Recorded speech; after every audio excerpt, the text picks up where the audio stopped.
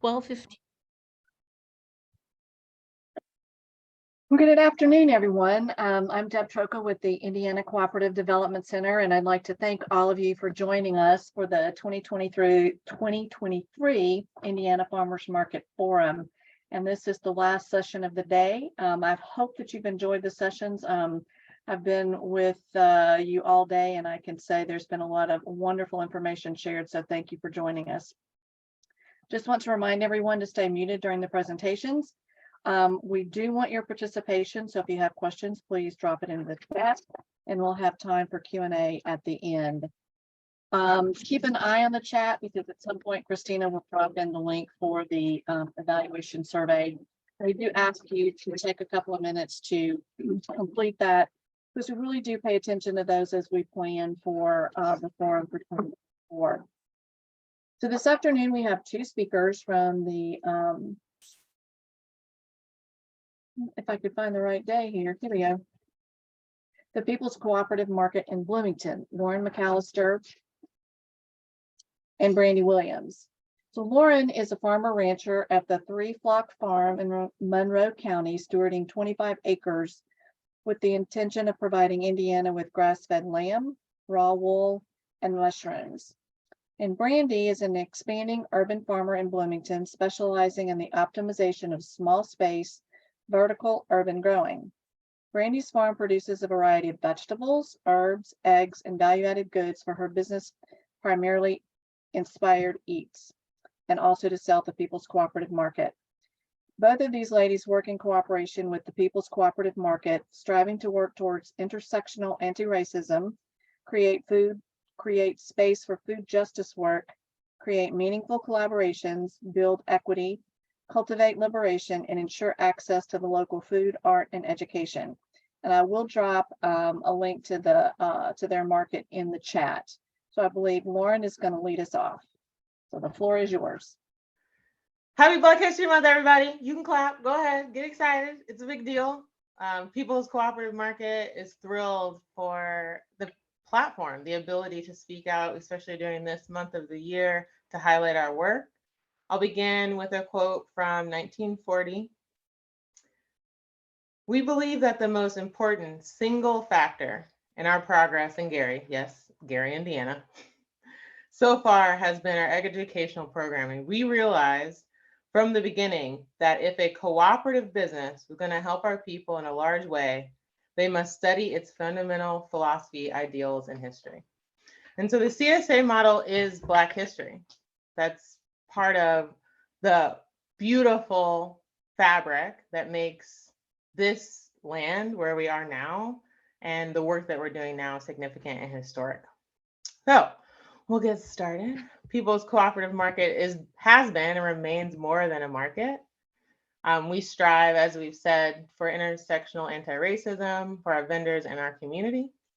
We came from a scenario in which this person back here and these people right here were upholding the safety of everyone except communities of color, everyone except gay people, everyone except people living with disabilities, everyone except those who are socially vulnerable and historically been denied the ability to grow and maintain food. So what are we doing right now? Every Saturday, People's Cooperative Market is operating out of First United Church. We have an online store. You can go there anytime. It's a Squarespace store. We created it on our own. We started off as an Excel sheet and quickly realized that the need and the investment into our farmers was larger than that. And so you can go there 365, 24/7 and do what we've intended to do from the beginning, close the gap for communities by sponsoring a box. Did you click it? Did you go? You could do it right now. You can actually go at this very moment and make sure that your neighbor, our community members can have bread, produce, eggs, meat, and dairy delivered to them for free. Along with that, we host our farmers market where tons of our vendors show up, but also community members can show up and take part in our shared table, which allows for vendors to drop off food in order to get back to their farms and allows for community members to come in and give what they can to get what they need. On top of that, we offer the People's Open Pantry. It's on Saturdays too. It's a no barrier pantry. There's no requirement for your request, and we don't have limits on the amount of food that you need in order to sustain your family or yourself. We also have no limit on SNAP. I know, no barriers. That's the idea. No limit on SNAP benefits and matching. If you come to our market with $100 and want to use your SNAP, we'll give you $200 to spend with us. And then because of the contribution from the Community Foundation, we actually went 2 months, so 60 days, almost 9 weeks in a row, delivering a weekly CSA to Middle Way House, Pantry 279, and Mother Hubbard's Cupboard, as we've been doing since the summer. And it's not listed, but I did want to say that over the summer, we are also offering a CSA of produce to families at the Banneker Community Center based on the donations that were received, and really a collaboration with farmers who wanted to make sure that those populations were served. Cute. Some of the milestones that happened in 2022, there's tons of them, but one of them was the beginning of the Black Loam Conference. I have to give pause and recognition to Denise and John Jamerson from Legacy Taste of the Garden. They've really inspired me as a Black farmer and continue to just put me on their shoulders so that conferences like Black Loam and other events can really be a gathering place, a place of learning, and really tooling up so that my farm can be, like theirs, a legacy that will continue Black futures into, my life, my child's life, and even beyond. And so knowing that Black Loam will continue this year, it's happening March 24th and 25th in Bloomington, and we'll be offering that opportunity all around the state. Knowing that we received a grant, $50,000 from whyhunger.org for equitable compensation for our leadership. So we actually got paid to continue to do the work that we were doing. And that equitable investment really increased the number of farmings, allowed us to do more anti-racism educational in an intersectional manner, and to maintain our weekly market space. And so we'll continue that throughout 2023. There are more milestones. It's mostly because we have a commitment from our volunteers, our community members, that we will continue to serve. Because of this, we've increased the number of BIPOC vendors. We actually had a study created by one of our student leaders around the participation of staff, students on campus with food, local food, how much access they have, what the hunger need was. And then we've finalized a contract with the Indiana Department of Health for the LFPA, Local Food Purchasing Assistance Grant. And so we'll be the lead organization for the Southwest region of Indiana. That's 23 counties that will be distributing into socially vulnerable populations by procuring and prioritizing Black, Indigenous, and producers, farmers, ranchers of color. Because of that, we will increase the number of local products, including produce, eggs, and meat, dairy, for all of our community organizations, all of our social service agencies that we really have deep, trusting relationships with that allow us to serve those communities who are hungry. We hear that they need food support and we answer their call. And so it's really speaking testimony to how valuable these relationships are and how we want to honor them by being transparent, vulnerable, and committed to the work. And so lastly, I want to say that these are some easy ways to contact us, but really come to the market. I mean, a lot of it is like showing up for this activity. It may seem like a hesitation in order to get it right. We aren't seeking perfection. We're moving towards anti-racism. We're moving towards a more equitable food system. And we're doing it together. And so I hope all of us hear that these milestones weren't done alone, and that we in fact need everyone to be involved in our shared liberation around food in this system. Brandi.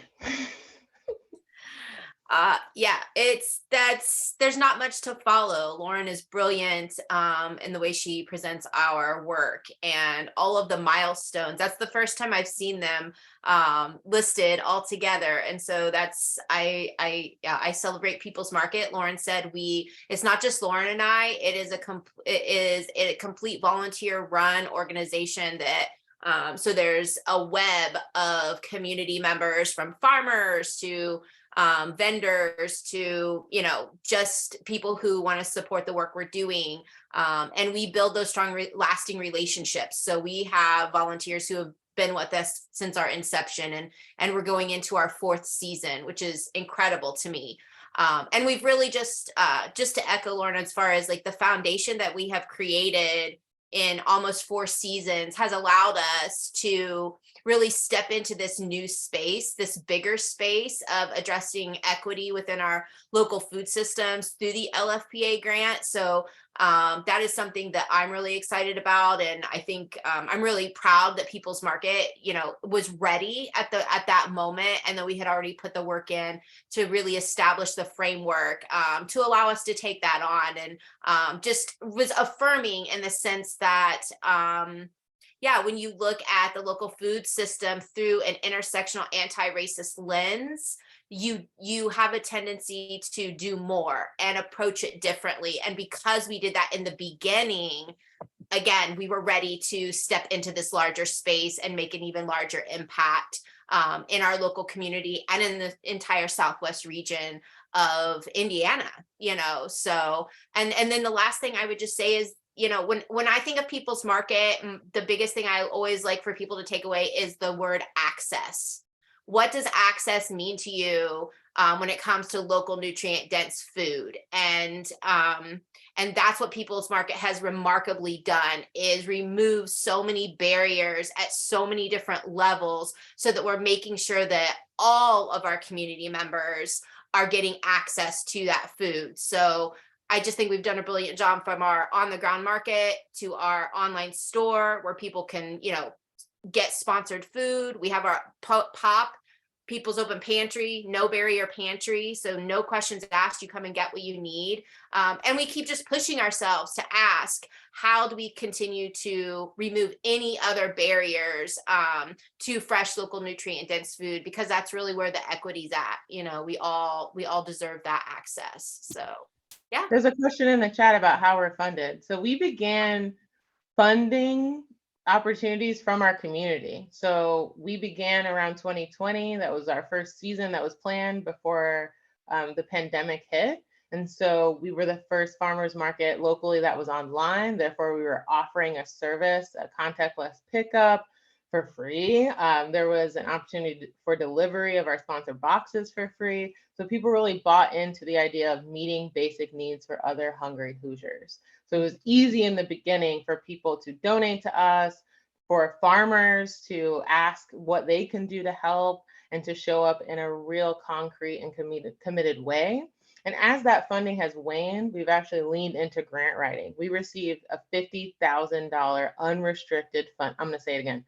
$50,000 of unrestricted funds is what carried us from depending solely on community investment and getting into a larger audience and a larger conversation about equity being brought into the conversation for food system work, right? Beyond thinking, how can we offer SNAP, but what is SNAP incentive based? Beyond incentive, how can we destigmatize SNAP? Beyond destigmatization, how can we liberate the funds so that these unrestricted funds met those who need it and made the most impact?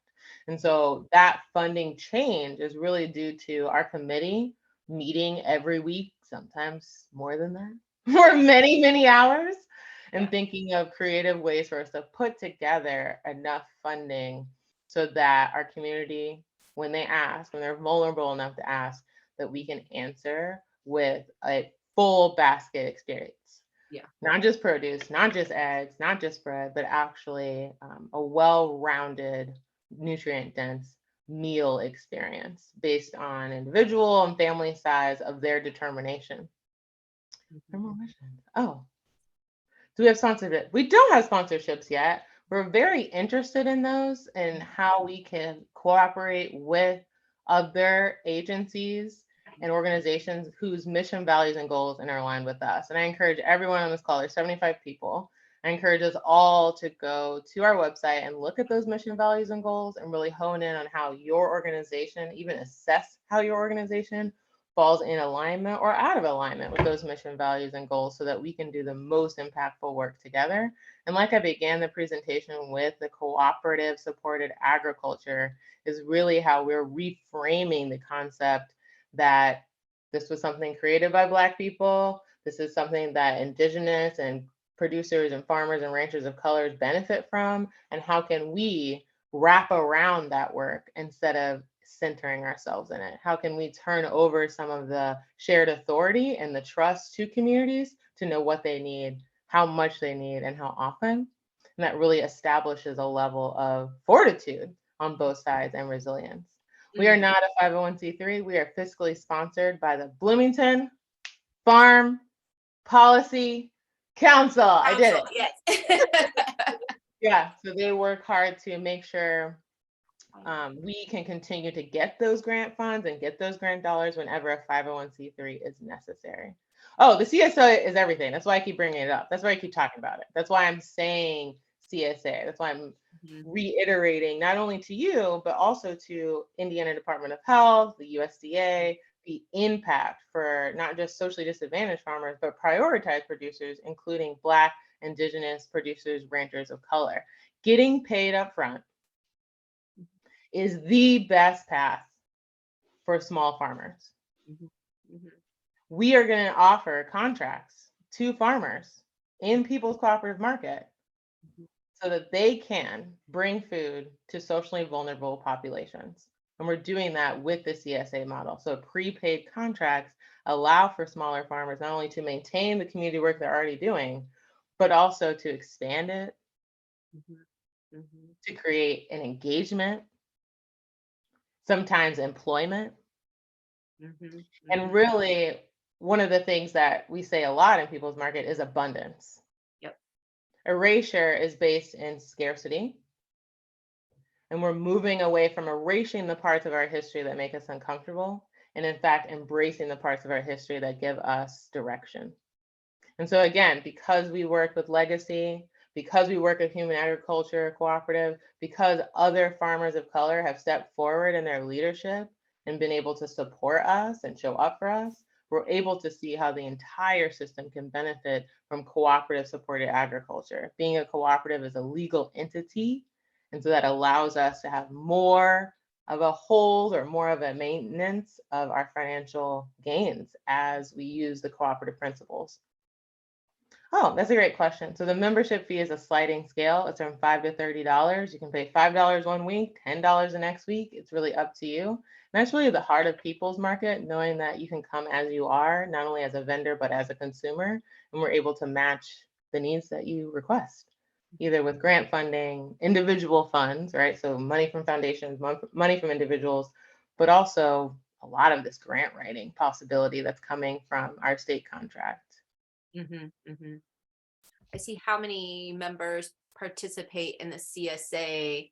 I was going to answer that. It's not just farmers that really participate in this sort of CSA model either. If you recall, Lauren mentioned a full basket experience. So when we're talking about that, we're talking that we're providing, when we take these CSA bags to, say, Middleway House, right, to these families, they are getting for the week, right, produce, dairy, which includes yogurt and cheese. They are getting bread, they are getting eggs, and they are getting meat. And that is our full basket experience. And so that is the benefit of working as a cooperative, because what we do is, yes, we're giving these prepaid contracts, and some of our farmers are bringing us the produce. Some of our vendors are bringing us the bread. Some of our vendors are just the chicken, right, farmers. And then we're bringing all of that together to provide, using that CSA model in mind, to pay the farmers and vendors. And then we're providing that full basket experience to our customers and to these social service agencies and families.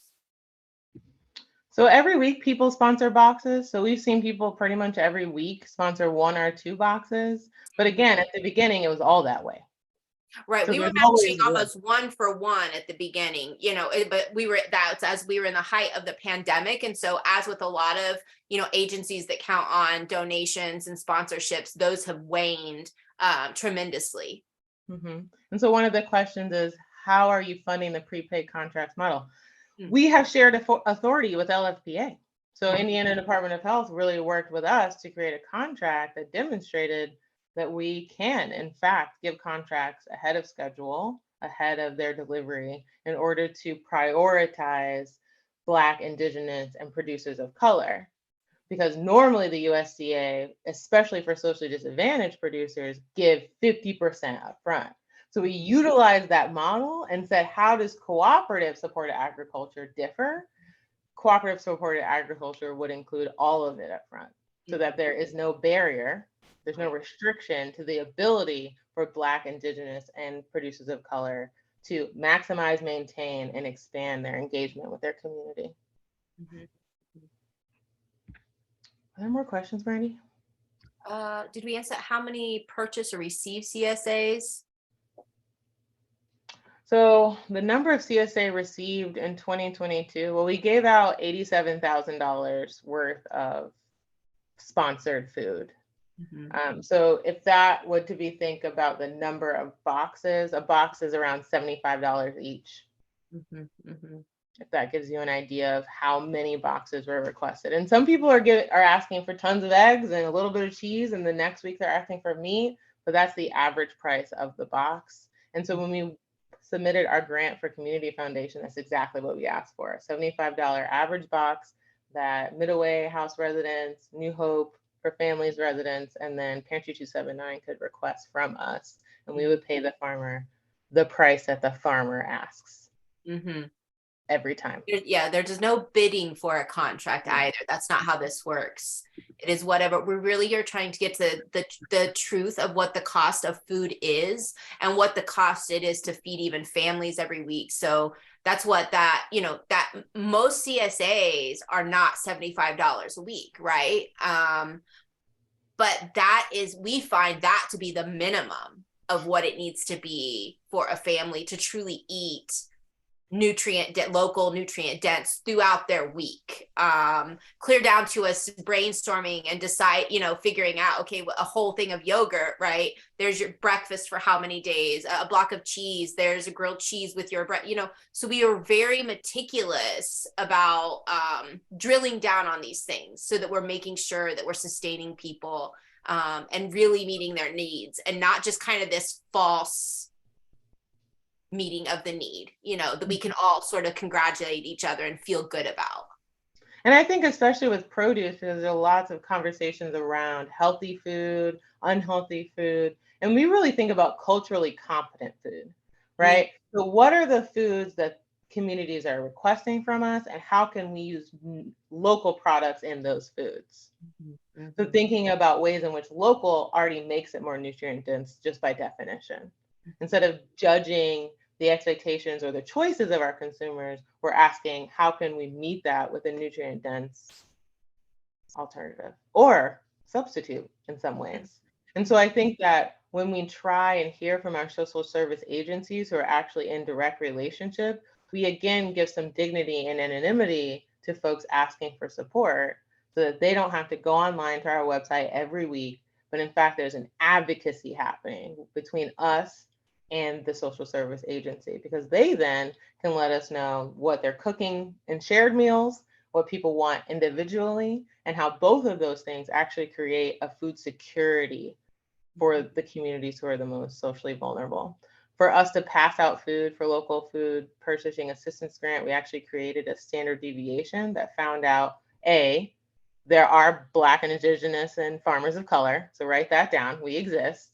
And the highest number of them coinciding with the highest number of socially vulnerable populations, those are our hubs. Those are our 5 county hubs that will procure the most and pass out the most. We're coordinating with other Black, Indigenous, and farmers of color throughout the state in order to maximize the efforts, knowing that LFBA is restricted and segregated by definition.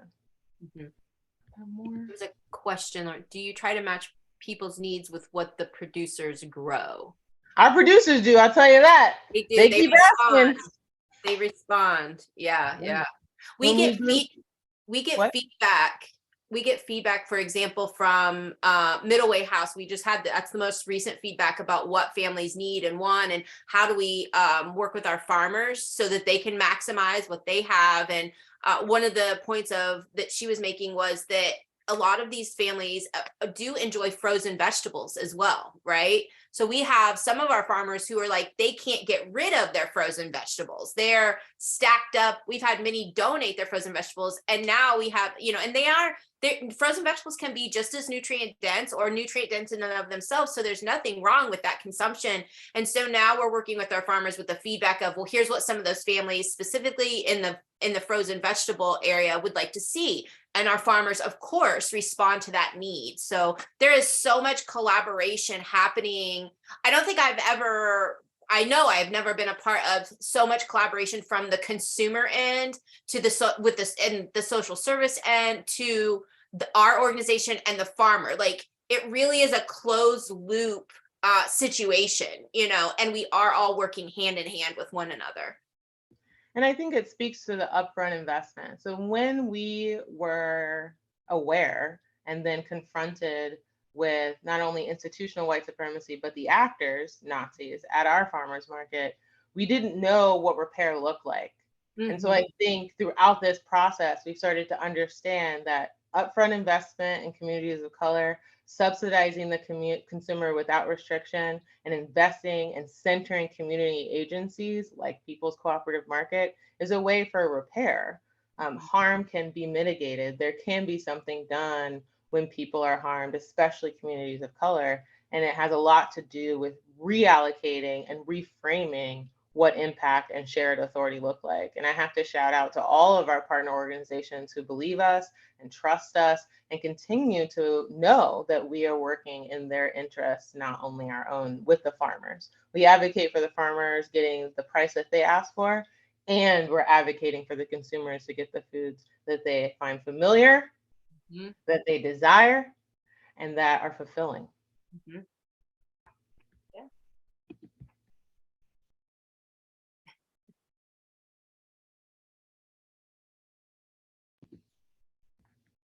Oh, do you do any retail sales? Yes, we do regular retail sales. We do we do have that part that is just the kind of typical normal farmers market every Saturday on the ground retail sales. And then people can order also on our online store and pick up at market or have it delivered to their house, just regular retail farmers market purchasing.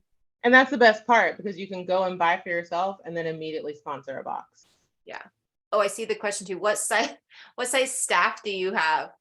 We are completely volunteer run. We've always been volunteer run, and we have a web of community members, and then we also have the planning committee.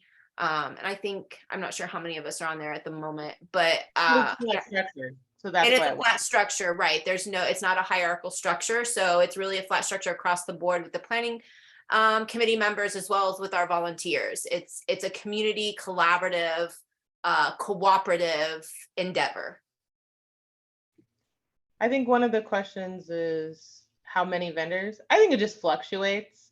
Mm-hmm. Right now, because it's winter time, we have less, but I think it speaks to the commitment of our vendors. I have to say clearly and honestly that some of our vendors continue to surprise me with how they're showing up with People's Market, whether that's making stockings for the kids at the Rise, whether that's bringing extra food, whether that's planning ahead with us, whether that's coming early to drop off. There's so many ways that vendors show up, even when they aren't growing food, that sustain People's Market overall mission, values, and goals. Absolutely. What are the most unique vegetables we have? What do you mean by unique? Yeah.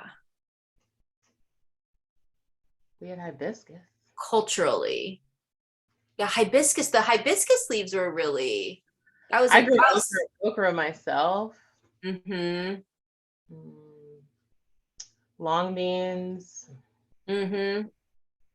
Yeah, the red noodle beans. Those were lovely. Good. That was really good. Mm-hmm. Mm-hmm. Yeah, I think a plethora. Yeah, we have a diverse offering of vegetables. Yeah, I would say that too about a lot of the Black vendors, Black producers and farmers throughout the state, actually, that we're all bringing a unique cultural perspective on what and why we grow it. So it'd be a great opportunity to ask those farmers, why are you growing this particular variety? Why is it doing well in your zone? And how does that, feed your community? Mm-hmm. We had a session earlier today about volunteers, Mm-hmm. and that's difficult for a lot of markets. And you guys run on a total volunteer basis. So what's your secret weapon, so to speak? How do you make this work? I mean, how do you get people to commit to volunteering? And maybe you have a revolving door of volunteers. I don't know if they come and they stay, or kind of give folks an idea of how you've managed to run this with an all volunteer staff and lots of volunteers. Relationships. Truly. Strong, deep, trusting relationships. People who have their own story, their own why to get involved, and see that every minute that they're there, every dollar that they spend has direct impact around a cause that matters to them. Knowing that they're able to come in and pick up, if you will, a hammer and start working immediately as much as they possibly can, and that they're allowed to step back and watch us work. That both of those things, in terms of like being a consumer, is also volunteering with People's Market, right? Because you're participating. We widen the definition of what it means to join. Mm-hmm. Mm-hmm. Agreeing to our mission, values, and goals, agreeing to restorative justice is why volunteerism seems to be consistent. We have some OGs. We do. We have people who've been with us the whole time. We have a lot of volunteers that have been with us the whole time. And I would add to what Lauren said is, I think that when we say we have a flat structure, we truly have a flat structure. There is no top-down version of this. And I think that allows for us to, and I know we have intentionally centered what people's strengths and creative ways they can contribute to People's Market. I think we have made a point to foster that. And because we're working in a flat structure, there's no like bureaucracy and weirdness get in the way of that, so I think volunteers, when they come on with People's Market, they're surprised to feel so empowered to be a part of an organization and an endeavor like ours, because we're open to their suggestions. We're open, like I said, to their own unique gifts and talents and skills. And I think that contributes significantly, because it really gives them a sense of being a part of something. And we really, as cliche as it may sound, is we are a family, our volunteers, our vendors, our farmers, and everyone checks in on everyone. And it really is relational. I know that again may seem like really broad, but it's taking that time to build those solid relationships. Do you offer educational programs? Black Loam Conference. Denise and John Jamerson set the tone, really, for how we can gather, educate ourselves, and tool ourselves, and really do that collectively. This opportunity happens throughout the state, and I'll reiterate, its intention is to increase the number of vendors, increase the number of small farmers who have some autonomy in the marketplace. And so that we can, find our way forward in terms of the extra funding that's coming from the USDA, opportunities at the community level, like the Community Foundation of Bloomington and Monroe County. How can all of those philanthropic groups work together so that we can create an endowment, so that local food, the status of local food, especially for socially disadvantaged communities, is known and addressed. Yeah. Do you have a storefront, or is it strictly online? Online. Online. We pop up everywhere. Deb, we'll show up in your parking lot. You never know. Yeah, we are very into the pop-up model. And again, it goes back to access. We want to meet people where they are at. And so that's always driving where we're popping up, where we're available. you know, that's at the basis of it. So a retail store is, people have asked us that before, and it really is, we keep our overhead low, you know, and we want to use the majority of our resources to feed people and pay farmers what they need to grow that food. I see do you do speaking engagements for farms, organizations, and other counties in Indiana? This is our first one this week. We have another one next week. We might like to start getting paid for them. That would be the. Do we have other questions for Brandi and Lauren? So your story, it is truly inspiring, and I think, like you said, I think it's your mission and what you're trying to accomplish that has created that enthusiasm and that desire to be something larger than yourself. Yeah, for sure. Thanks for having us. Yeah, we really appreciate the platform and the support, especially now knowing that we're leading into a year of abundance. We appreciate the opportunity to talk about our work and to really see what I've noticed is a lot of positive reception. Yeah. Thanks all. Last chance. Any other questions? Christina, back to you. Well, thank you, Brandi and Lauren. This has been a phenomenal session. And please, everyone, if you could go ahead and complete the survey. I dropped the link into the chat box. And if you have any questions, did you have your slide with an email contact on it by chance? Oh, you guys are muted. You're muted, Brandi or Lauren. Yes, the slide. I think the slide that was up. Yep, Perfect. there it is. So feel free to reach out to them. They'd love to do more speaking engagements, and actually, if you guys can give them a little bit of a donation, I'm sure they'll definitely take that. I think your model is brilliant, using the CSA as a base, and I mean, you can do so much with that. That is so cool. Thank you so much. It's been inspiring. It's been a great day for the Farmers Market Forum. So thank you to both. And I invite you all to join us tomorrow at 10 o'clock. And it's the same link. It should pop up on your meeting calendar invite for Thursday too. And we have 4 more exciting sessions coming up. So have a wonderful rest of your afternoon. And again, thank you, everyone.